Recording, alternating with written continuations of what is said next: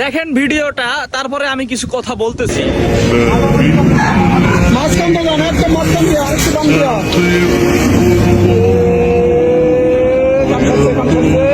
সাধারণ সরকার লাইলে সমস্যা হবে।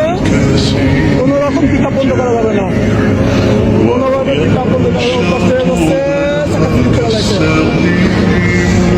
সবাই চেক করেন, সবাই মিলে দেখেন, সবাই করে আসছে ভাইরা।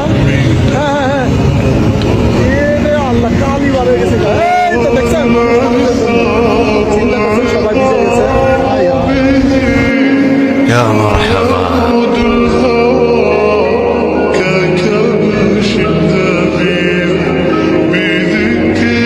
ওই ধরেন ধরেন ধরেন, আর আমি বয়ে থেকে এনে ভিডিও বানাই। এ হইতেছে ইন্ডিয়ার বলদ গরু, আমাদের বাংলাদেশের বলদ গরু তাও বুদ্ধি আছে, আর তাও নাই।